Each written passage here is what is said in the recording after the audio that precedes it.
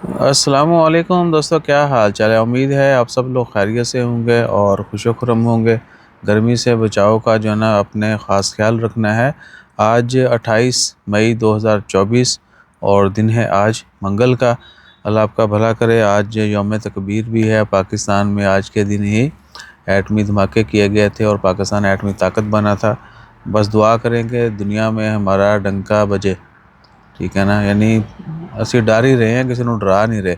अच्छा, तो ओमान की ख़बरों में बड़ी दो तीन अहम ख़बरें हैं। एक तो है मिनिस्ट्री ऑफ हेल्थ की जानब से जो है कुछ मज़ीद सर्विसेज को ऑनलाइन किया गया है। हेल्थ फिटनेस सर्टिफिकेट जो हैं और भी बाकी बहुत सारे सर्टिफिकेट वो आप ऑनलाइन ले सकते हैं और सनद ऑफिस के ज़रिए वो सारी सर्विसेज जो हैं वो हासिल कर सकते हैं या उस प्लेटफॉर्म से जो वो यूज़ करते हैं।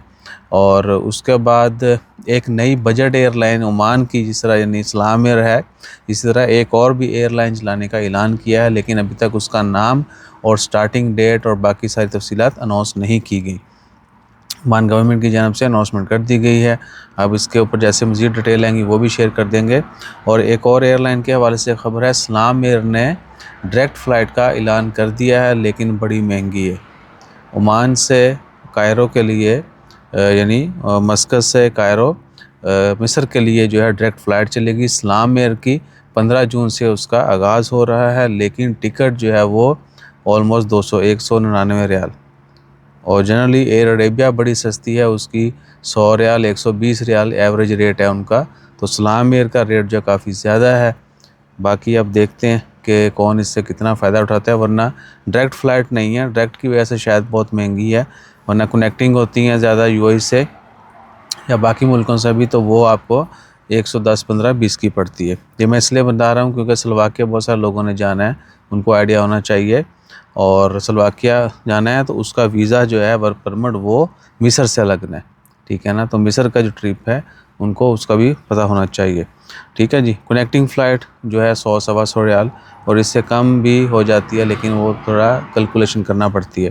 लोगों को गिरफ़्तार भी किया गया। गैर कानूनी जो है गैर कानूनी काम वाले तो पकड़े जा ही रहे हैं, जो आते हैं गैर कानूनी ओमान में इंटर होते हैं उनको भी पकड़ा जा रहा है। और यहाँ से लोग अभी एग्ज़िट भी बहुत जा रहे हैं, क्योंकि पिछले एक साल नहीं, जनवरी 31, 2024 तक तो टाइम दिया गया था आउट पास वालों को, उसके बाद आउट पास ओपन नहीं हुए।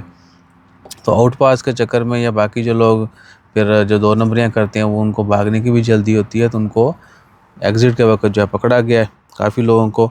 उसके बाद ये हो गया। और मस्कत म्यूनसिपल कौंसिल जो है वो रिव्यू कर रहे हैं वाटर फ्रंट जो है ये मतरा, क्योंकि उसको उन्होंने पार्क बनाना है। पूरा मतरा पोर्ट जो है उसका नक्शा चेंज हो जाना है, उसके ऊपर रिव्यू जारी है। अल्लाह ताला खैर फरमाए। आज एक और भी कैबिनेट मीटिंग चल रही है, इसमें मिनिस्टर सुल्तान हातम बिन तारक और जो कैबिनेट मिनिस्टर्स हैं उनकी।